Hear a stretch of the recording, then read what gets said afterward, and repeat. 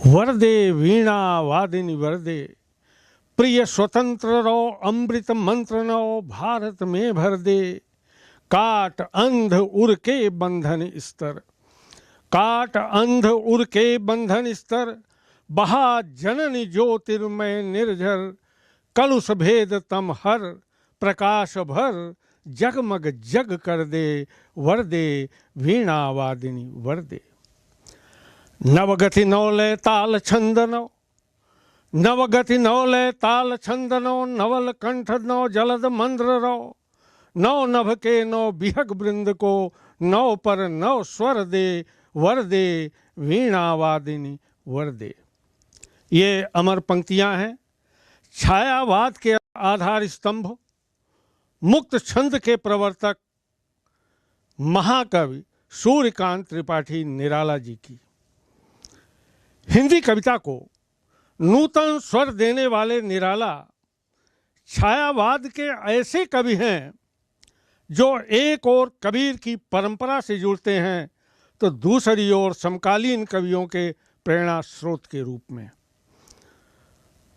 21 फरवरी सन 1899 में महिषादल बंगाल के मेदिनीपुर जिले में पंडित राम सहाय त्रिपाठी के घर माता श्रीमती रुक्मिणी देवी की कोख को धन्य कर दिया सूर्यकांत त्रिपाठी निराला ने जन्म लेकर। 3 वर्ष की अवस्था में मातृ स्नेह से वंचित हो गए। माताजी चल बसी। मैट्रिक तक की पढ़ाई पूरी की निराला जी ने और वहीं पर स्कूल की पढ़ाई छोड़ दिया। घर पर ही संस्कृत साहित्य, दर्शन शास्त्र, अंग्रेजी साहित्य, बंगला आदि का अध्ययन करते रहे। 15 वर्ष की अवस्था में मनोहरा जी से आपका पाणिग्रहण संस्कार हुआ, जो रामचरितमानस का रोज पारायण करती थीं। उन्होंने निराला जी को हिंदी सीखने के लिए प्रेरित किया और निराला जो बंगला जानते थे, अंग्रेजी जानते थे, लेकिन हिंदी बहुत कम जानते थे, तो उनकी पत्नी मनोहरा जी ने अभिप्रेरित करके निराला जी को हिंदी सिखाई और रामचरितमानस पढ़ पढ़ करके निराला जी आज हिंदी साहित्य के इतने बड़े साहित्यकार हुए। इसी बीच में पिता का निधन। 1918 से 1922 तक महिषादल राज्य की सेवा की। इसके बाद निराला जी ने संपादन और स्वतंत्र लेखन प्रारंभ किया। 1923 से मतवाला के संपादक मंडल में रहे और 1942 से आजीवन इलाहाबाद में उन्होंने निवास किया और साहित्य सर्जना की। दुर्भाग्य देखिए कि निराला जी की पत्नी पुत्र रामकृष्ण और पुत्री सरोज को जन्म देकर इस दुनिया से विदा हो गई और 1935 में पुत्री सरोज का भी निधन हो गया। दुखी होकर निराला ने सरोज स्मृति नाम का एक बहुत महत्वपूर्ण काव्य हिंदी संसार को दिया है। बीमार रहने लगे और 15 अक्टूबर 1961 का वह दिन भी आया जब हिंदी का महान सपूत सदा सदा के लिए यह दुनिया छोड़ करके चल बसा, चिर निद्रा में लीन हो गया। निराला जी विराट व्यक्तित्व के धनी रचनाकार थे। वे अत्यंत स्वाभिमानी, कर्मठ, अध्ययनशील, प्रकृति और संगीत प्रेमी थे। उनके गीत रागबद्ध किए जा चुके हैं और संगीतज्ञ हैं, संगीतकार हैं। वे निराला जी के गीतों को बड़े प्यार और सम्मान के साथ गाते हैं। वे बहुमुखी प्रतिभा संपन्न साहित्यकार थे। उन्होंने कविता, उपन्यास, कहानी संकलन, रेखाचित्र, निबंध संग्रह और अनुवाद किए हैं। काव्य में जो सबसे प्रसिद्ध काव्य है उनका अनामिका, परिमल, गीतिका, वेला, नए पत्ते, तुलसीदास, सरोज स्मृति, राम की शक्ति पूजा, कुकुरमुत्ता, ये इनके सुप्रसिद्ध काव्य ग्रंथ हैं। उपन्यासों में निराला जी का जो सर्व प्रसिद्ध उपन्यास है अप्सरा, अलका, प्रभावती, निरुपमा, चोटी की पकड़, काले कारनामे आदि। इन्होंने कई कहानी संग्रह भी दिए हैं हिंदी संसार को, जैसे चातुरी चमार, शुकुल की बीबी और लिली। रेखा चित्र, कुल्ली भाट, बिल्लेसुर का बकरिया, बहुत ही प्रसिद्ध ये रेखा चित्र है महाप्राण निराला का।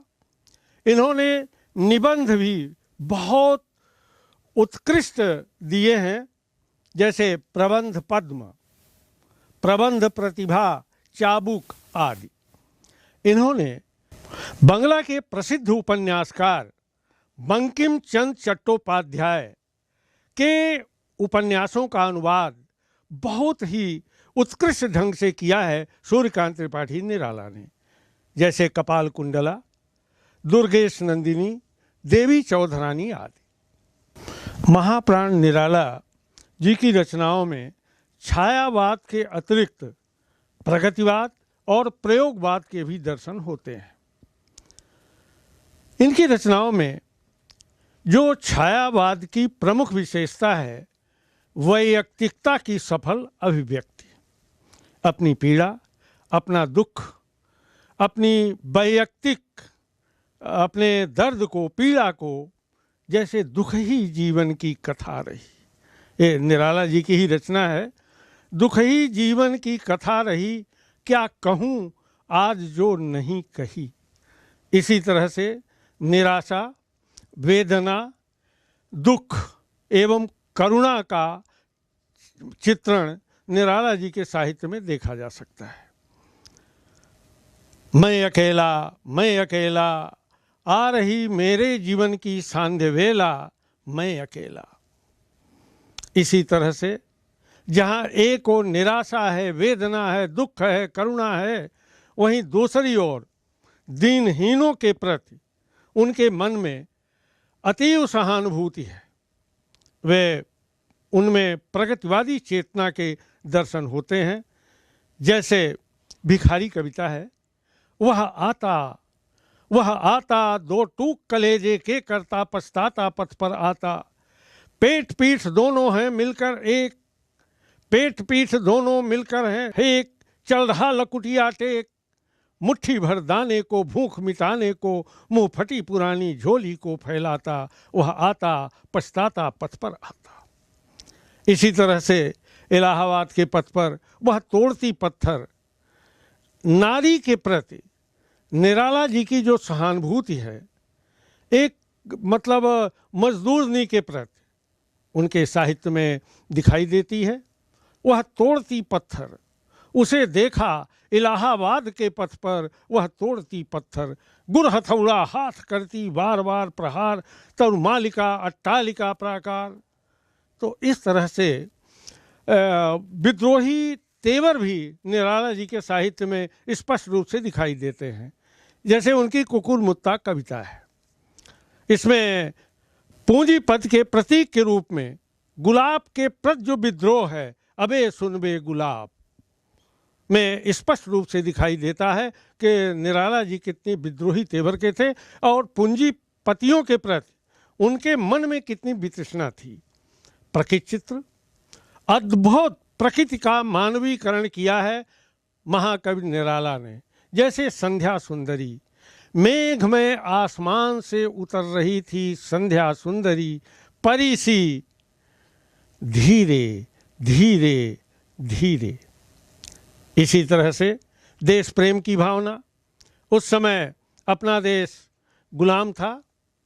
प्रत्येक रचनाकारों ने अपनी अपनी कविताओं के माध्यम से देश को जगाने का प्रयास किया है, चाहे प्रसाद हो हिमाद्रि तुंग श्रृंग से प्रबुद्ध शुद्ध भारती, स्वयं प्रभा समुज्ज्वला स्वतंत्रता पुकारती। इसी तरह से महादेवी चिर सजग आंखें उनीदी, आज कैसा व्यस्त बाना, जाग तुझको दूर जाना। एक अभिप्रेरण, लोगों को जगाने का काम महाप्राण निराला ने भी किया है।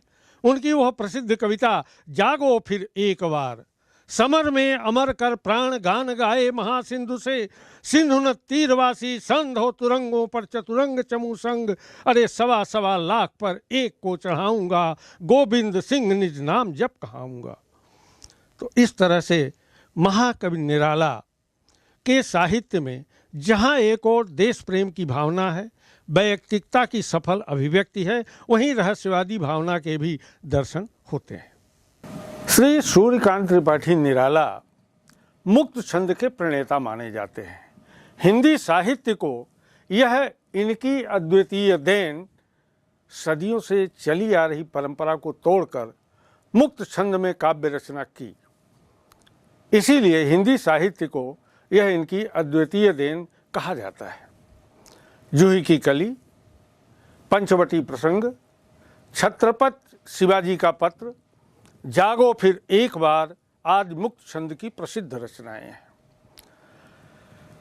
बादल राग जिस पर हम चर्चा कर रहे हैं, बादल राग निराला जी की ओजपूर्ण रचना है, जो उनके अनामिका काव्य संग्रह से संकलित है। इस कविता में कवि ने बादल को क्रांति और विप्लव का प्रतीक मानकर उसका आह्वान किया है।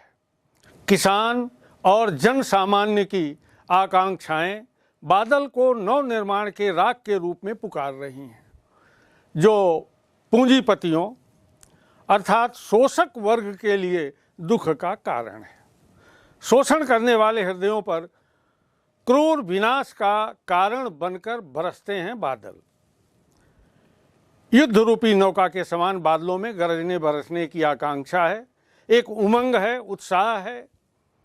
युद्ध के समान उनकी भयंकर नगाड़ों रूपी गर्जना को सुनकर मिट्टी में जो दबे हुए बीज अंकुरित नहीं हैं, अंकुरित होने वाले हैं या अंकुरित हो रहे हैं, सुनकर उस गर्जना को बाहर आने की इच्छा से मस्ती में भरकर सिर उठाने लगते हैं। कहने का भाव ये है कि युद्ध के समान उनकी भयंकर नगाड़ों रूपी गर्जना को सुनकर मिट्टी में दबे हुए बीज अंकुरित होने की इच्छा से मस्ती में भरकर सिर उठाने लगते हैं। बादलों के क्रांतिपूर्ण उद्घोष में ही अंकुरों अर्थात निम्न वर्ग जन सामान्य का उद्धार संभव है। आइए सुनते हैं बादल राग कविता का प्रथम काव्यांश। तिरती है समीर सागर पर, अस्थिर सुख पर दुख की छाया, जग के दग्ध हृदय पर निर्दय विप्लव की प्लावित माया। यह तेरी रणतरी भरी आकांक्षाओं से, घन भेरी गर्जन से सजग सुप्त अंकुर, उर्मे पृथ्वी के आशाओं से नव जीवन की ऊंचा कर सिर। ताक रहे हैं ऐ विप्लव के बादल, ताक रहे हैं ऐ विप्लव के बादल। पहले शब्दार्थ देख लें। तिरती है मतलब तैरती है। समीर सागर वायु रूपी समुद्र, अस्थिर चंचल, सजग सावधान, विप्लव क्रांति, भेरी गर्जना नगाड़ों की आवाज, भेरी माने नगाड़े, गर्जना माने आवाज ध्वनि, अंकुर कोपल, प्लावित भरी हुई डूबी हुई, ताक रहे हैं मतलब देख रहे हैं।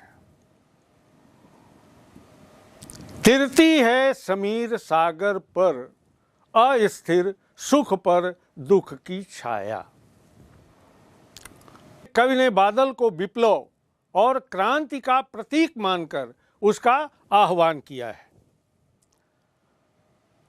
तिरती है समीर सागर पर, अस्थिर सुख पर दुख की छाया।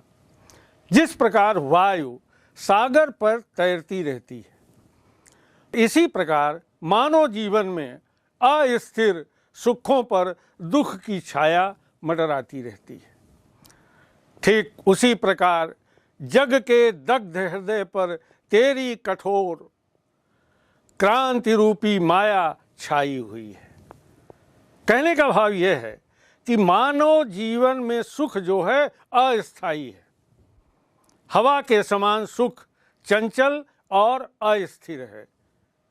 यद्यपि सुख और दुख का आवागमन अनवरत चलता रहता है। संसार में जो आज सुखी है कल दुखी होगा, जो दुखी है वो सुखी होगा। तो कवि कहना ये चाहता है कि जिस प्रकार वायु सागर पर तैरती रहती है, उसी प्रकार मनुष्य के जीवन में सुख जो है वह अस्थिर है और उसके कारण दुख की छाया जो है वो मंडराती रहती है, फैलती रहती है, छाई रहती है। ठीक उसी प्रकार जग के दग्ध हृदय पर तेरी कठोर क्रांति रूपी माया छाई हुई है। अर्थात मानव जीवन में जो सुख है अस्थायी है। हवा के समान सुख चंचल और अस्थिर है। ये निर्दय विप्लव की प्लावित माया। आगे कवि कहता है, हे क्रांति के दूत बादल, यह तेरी रणतरी भरी आकांक्षाओं से जैसे युद्ध की नौका अनेक हथियारों और युद्ध सामग्री से भरी रहती है, उसी प्रकार तुझमें भी जन सामान्य की इच्छाएं भरी हुई हैं। जिस प्रकार युद्ध की नौका जब चलती है तो उसमें हथियार भरे रहते हैं, युद्ध सामग्री भरी रहती है, उसी प्रकार हे बादल, हे क्रांति के दूत बादल, तुझमें भी जो जन सामान्य हैं, जो निम्न वर्ग के लोग हैं, जो शोषित लोग हैं, उनकी इच्छाएं भरी हुई हैं। किसमें भरी हुई हैं? बादल का उठना, गरजना, आना, वर्षा करना, इन सब में जन सामान्य की जो इच्छा है, उनकी जो मनोकामना है, वह भरी हुई है। शोषित वर्ग के सामान्य लोग अपने मन में अनेक इच्छाएं लेकर तुम्हारी क्रांति के आने की प्रतीक्षा कर रहे हैं। घनभेरी गर्जन से सजग सुप्त अंकुर, घनभेरी गर्जन से सजग सुप्त अंकुर, उर्मे पृथ्वी के आशाओं से नवजीवन की ऊंचा कर सिर ताक रहे हैं। हे विप्लव के बादल, हे विप्लव के बादल, जिस प्रकार युद्ध भूमि में युद्ध के नगाड़ों की ओजपूर्ण आवाज सुनकर सोए हुए सैनिक जागृत हो जाते हैं, युद्ध के लिए तत्पर हो जाते हैं, युद्ध भूमि में पहुंच जाते हैं, उसी प्रकार हे क्रांति दूत बादल, तेरी अत्यधिक गर्जना को सुनकर जो पृथ्वी के वक्षस्थल पर सोए हुए अंकुर हैं वो सजग हो जाते हैं, जग जाते हैं। वे नवजीवन की आशाएं लेकर अपना सिर ऊंचा करके तेरी सहायता के लिए ताकते हैं, ताकने लगते हैं, देखने लगते हैं। उर्मे पृथ्वी के आशाओं से नवजीवन की ऊंचा कर सिर ताक रहे हैं। अपना सिर ऊंचा करके वो ताक रहे हैं, मतलब देख रहे हैं। हे विप्लव के बादल, भाव यह है कि जिस प्रकार पृथ्वी की सतह पर छिपे अंकुरों की आशा होती है कि बादलों से वर्षा होगी, वे उसके जल का पान कर खिल उठेंगे, बढ़कर हरे भरे होकर लहलहा उठेंगे, उसी प्रकार क्रांति के जो प्रतीक बादल हैं, उनसे शोषित वर्ग में नव जीवन की आशा का संचार होने लगता है। उन्हें विश्वास हो जाता है कि सदियों से वंचित पीड़ित जन सामान्य के लोग सुखपूर्वक जीवन यापन कर सकेंगे। इस काव्यांश में कवि ने बादलों को क्रांति दूत के रूप में आवाहित किया है। प्रगतिवादी चेतना के दर्शन होते हैं। भाषा ओज गुण संपन्न है। संस्कृत गर्भित तत्सम शब्दावली का प्रचुर मात्रा में प्रयोग किया गया है। शैली जो है वह प्रतीकात्मक है। बादल जो हैं क्रांति के और सुप्त अंकुर ये शोषित वर्ग के प्रतीक हैं। मुक्त छंद और मानवीकरण, श्लेष, रूपक अलंकार की छटा जो है वह दर्शनीय है। आइए सुनते हैं बादल राग कविता का दूसरा अंश। फिर बार बार गर्जन वर्षण है मूसलाधार, हृदय थाम लेता संसार, सुन सुन घोर वज्र हुंकार, अशनिपात से शापित उन्नत शत शत वीर, क्षत विक्षत हत अचल शरीर, गगन स्पर्शी स्पर्धा धीर, गगन स्पर्शी स्पर्धा धीर। हंसते हैं छोटे पौधे लघु भार, हंसते हैं छोटे पौधे लघु भार, शस्य अपार, हिल हिल खिल खिल हाथ हिलाते तुझे बुलाते, विप्लव रव से छोटे ही हैं शोभा पाते। शब्दार्थ देख लें।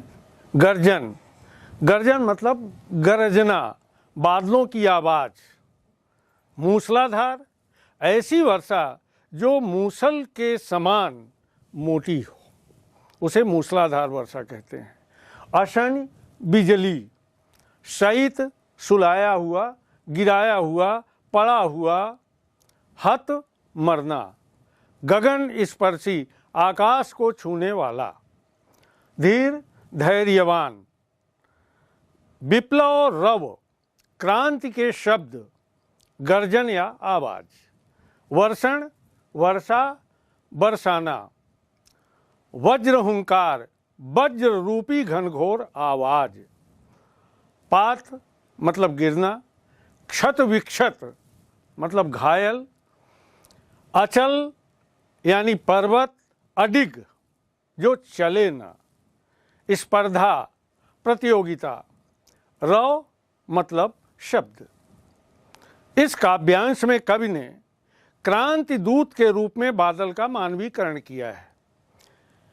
क्रांति का प्रतीक बादल शोषक वर्ग का समूल नाश कर देना चाहता है। पूंजीपत बादल की गर्जना सुनकर भयभीत हो उठते हैं, लेकिन शोषित वर्ग खुशी से झूम उठता है। बार बार गर्जन वर्षण है मूसलाधार, बार बार गर्जन है वर्षण है मूसलाधार, हृदय थाम लेता संसार, सुन सुन घोर वज्र हुंकार। हे क्रांति दूत बादल, तुम बार बार तेज गर्जना करके घनघोर वर्षा करते हो और सारी धरती पर पानी पानी फैला देते हो। धरती में पानी फैल जाता है, चारों तरफ धरती लबालब पानी से भर जाती है। तुम्हारी वज्र रूपी कठोर गर्जना को सुनकर समूचा संसार अपना हृदय थाम लेता है और भयभीत हो उठता है। तो तुम्हारे द्वारा जो बिजली गिराई जाती है या तुम्हारी बिजली के गिरने से उन्नत के शिखर पर चढ़े हुए सैकड़ों हजारों वीर पृथ्वी पर गिर जाते हैं, धराशायी हो जाते हैं। पर्वत के समान विशालकाय व अडिग धैर्यवान लोग भी, जिनमें आकाश को छूने की निरंतर होड़ लगी रहती है, तुम्हारी गर्जना को सुनकर या तो घायल हो जाते हैं या फिर मर जाते हैं। अशनिपात से सहित उन्नत शत शत वीर, क्षत विक्षत हत अचल शरीर, गगन स्पर्शी स्पर्धा धीर। जो गगन से बातें करने वाले, आसमान को छूने की निरंतर होड़ रखने वाले लोग हैं, तुम्हारी गर्जना सुनकर या तो क्षत विक्षत हो जाते हैं, घायल हो जाते हैं, या हत हो जाते हैं, मर जाते हैं, समाप्त हो जाते हैं। कहने का भाव यह है कि हे क्रांति दूत बादल, तुम्हारी क्रांति जो है वह पूर्ण वज्र रूपी गर्जना को सुनकर शोषक वर्ग के लोग, जो बड़े लोग हैं, पूंजीपति हैं, विशालकाय हैं, आकाश को छूने की तमन्ना रखते हैं, वे तो नष्ट प्राय हो जाते हैं। लेकिन हंसते हैं छोटे पौधे लघुभार, हंसते हैं छोटे पौधे लघुभार, सस्य अपार हिल हिल खिल खिल, हाथ हिलाते तुझे बुलाते, विप्लव रौ के छोटे ही हैं शोभा पाते। विप्लव रौ से छोटे ही हैं शोभा पाते। लेकिन शोषित समाज के लोग जो हैं, तुम्हारी घनघोर गर्जना को सुनकर हंसते रहते हैं, डरते नहीं हैं, भयभीत नहीं होते, आनंद मग्न हो उठते हैं। जब तुम भयंकर गर्जना करके बरसते हो तो बड़े बड़े वृक्ष धरती पर आ जाते हैं, ढहरा जाते हैं, भरभरा जाते हैं। लेकिन छोटे से भार को धारण किए हुए वे छोटे छोटे पौधे खिल उठते हैं, हाथ हिला तुझे बुलाते हैं अपनी ओर। और निम्न वर्ग के लोग जो हैं इस क्रांति से आनंदित हो उठते हैं। इस छंद में प्रतीकात्मक शैली का भावपूर्ण प्रयोग किया गया है। हृदय थाम लेना मुहावरे का बहुत ही सार्थक प्रयोग है। लक्षणा शब्द शक्ति, ओज गुण और वीर रस। अब आइए सुनते हैं बादल राग कविता का तीसरा अंश। अट्टालिका नहीं है रे, अट्टालिका नहीं है रे आतंक भवन, सदा पंख पर ही होता जल विप्लव प्लावन। क्षुद्र प्रफुल्ल जलज से सदा छलकता नीर, रोग शोक में भी हंसता है शैशव का सुकुमार शरीर, शैशव का सुकुमार शरीर। प्रकृति में हुई बादलों की विनाश लीला के माध्यम से कवि निराला समाज के शोषक वर्ग के विनाश की ओर संकेत करते हुए कहते हैं कि जब समाज में शोषक वर्ग का आतंक बढ़ जाता है तो उसके विरुद्ध होने वाली क्रांति में पूंजीपत लोग प्रभावित होते हैं और पीड़ित वर्ग के दीनहीन लोगों को उनका अधिकार स्वतः प्राप्त हो जाता है। अट्टालिका नहीं है रे, अट्टालिका नहीं है रे आतंक भवन।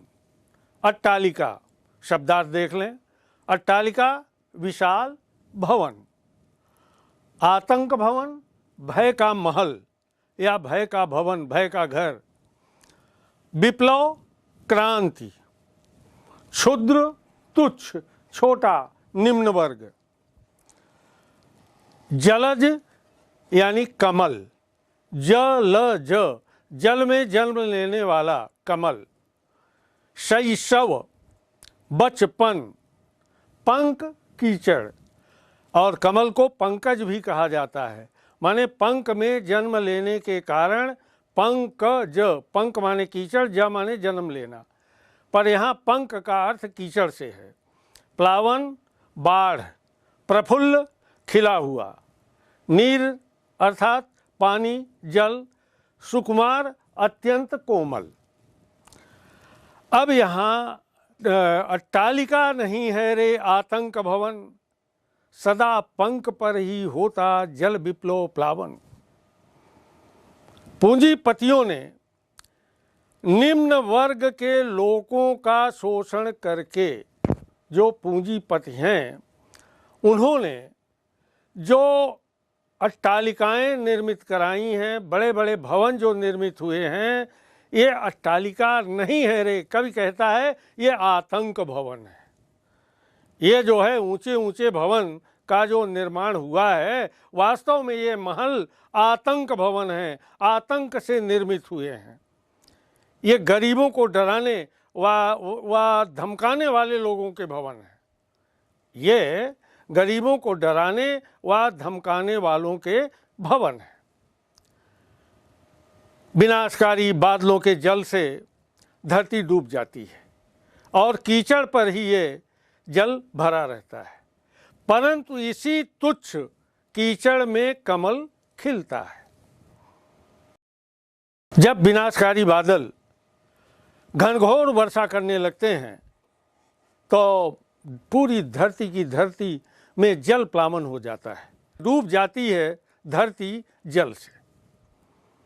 कीचड़ पर ही ये जल भरा रहता है, परंतु इसी तुच्छ कीचड़ में कमल खिलता है। कमल के पत्तों पर आने वाली ओस की जो बूंदें हैं, ये गरीबों, शोषितों के आंसुओं की तरह हैं। आपने देखा होगा कमल के पत्तों पर जो बूंदें पड़ी रहती हैं, वह कमल के पत्तों पर लिपटती नहीं है, वो ढुलक जाती हैं, गिर जाती हैं। तो कवि जो है कल्पना करता है कि कमल के पत्तों पर आने वाली ओस की बूंदें गरीबों, शोषितों के आंसुओं की तरह हैं। अर्थात ऐसे ही धूल मिट्टी के परिवेश में निम्न शोषित वर्ग भी रहता है, और जो छलकते आंसुओं के बाद भी जो शोषितों के नन्हे मुन्ने बच्चे हैं, जो शोक और बीमारियों की पीड़ा में भी हंसते रहते हैं।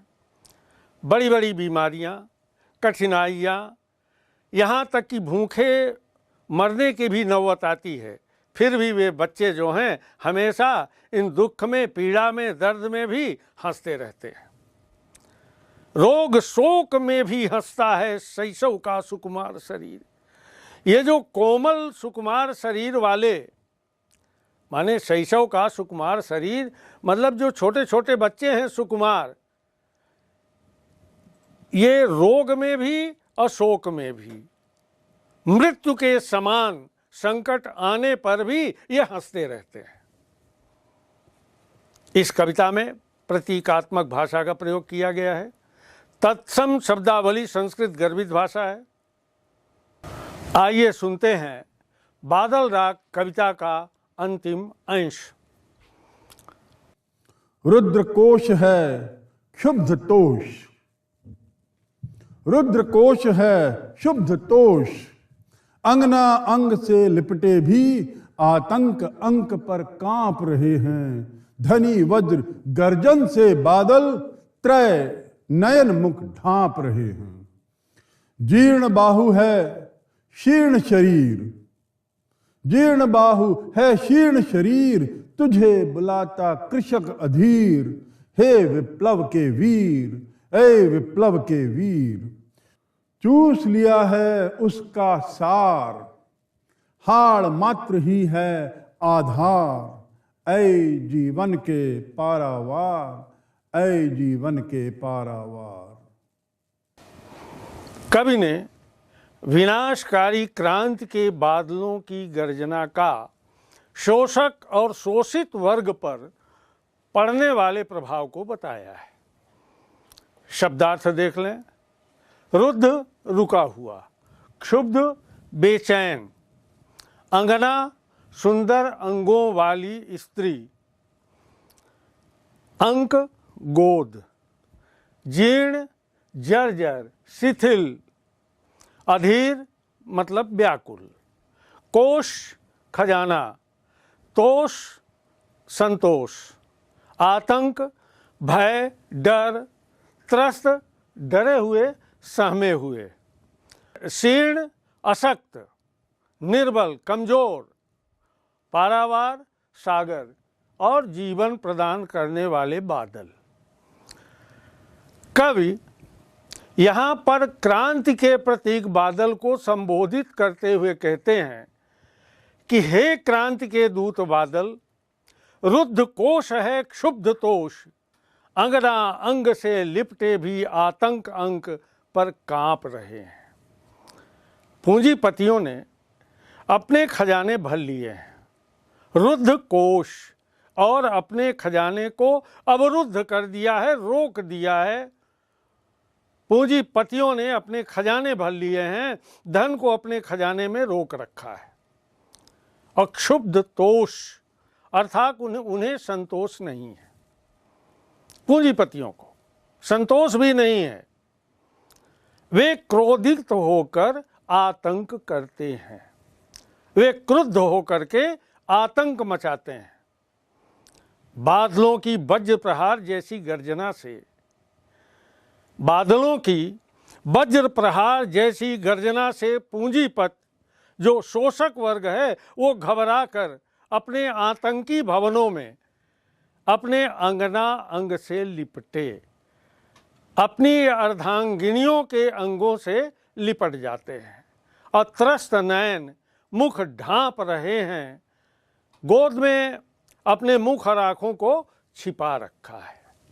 वे बादलों की गर्जना से इतने भयभीत हो गए हैं, इतने त्रस्त हो गए हैं कि अपने नयन मुख ढांप रहे हैं, गोद में अपने मुख और आंखों को छिपा लेते हैं। लेकिन दूसरी ओर वज्र प्रहार जैसे बादलों की गर्जना से कमजोर भुजाओं और जर्जर कमजोर शरीर वाले किसान व्याकुल होकर क्रांति के बादलों का आह्वान करते हैं। पूंजीपत लोग डर से अपनी पत्नी की गोद में मुंह छिपाए, आंखें छिपाए लेट जाते हैं, चुपचाप डर से भयभीत होकर। लेकिन दूसरी ओर जो कमजोर भुजा वाले और जर्जर कमजोर शरीर वाले किसान व्याकुल होकर क्रांति के बादलों का आह्वान करते हैं। हे क्रांति दूत के बादल, हे क्रांति दूत, हे जल के सागर, हे जीवन के पारावार, इन पूंजीपतियों ने चूस लिया है उसका सार, हाड़ मात्र ही है आधार। हमें शोषक वर्ग ने चूस लिया है, हमारा बहुत शोषण किया है, जिससे हमारा शरीर जर्जर हो गया है, कमजोर हो गया है। अब शरीर में केवल हड्डियों का ढांचा है, हाड़ मात्र ही है आधार। अब केवल कंकाल ही शेष बचा है। हमारे शरीर को शोषक वर्ग ने इस तरह से चूसा है, हमारा शोषण किया है कि अब हमारा शरीर कमजोर हो गया है, जर्जर हो गया है। अब शरीर में केवल हड्डियों का ढांचा शेष है, कंकाल ही शेष है। इस कविता में मानवीकरण अलंकार है, चित्रात्मक शैली दर्शनीय है और मुक्त छंद का प्रयोग किया गया है। अगर हम पूरी कविता का आकलन करते हैं, जब हम देखते हैं तो इसका प्रतिपाद्य निकलता है कि बादल राग जो है क्रांति की आवाज का प्रतीक है। यह कविता जन क्रांति की प्रेरणा देती है। कवि के अनुसार बादल अर्थात क्रांति घटित होने से छोटे पौधे यानी जो सामान्य जन है, जो कमजोर वर्ग है, उसे विकसित होने का अवसर मिलता है, उसे आगे बढ़ने का अवसर मिलता है।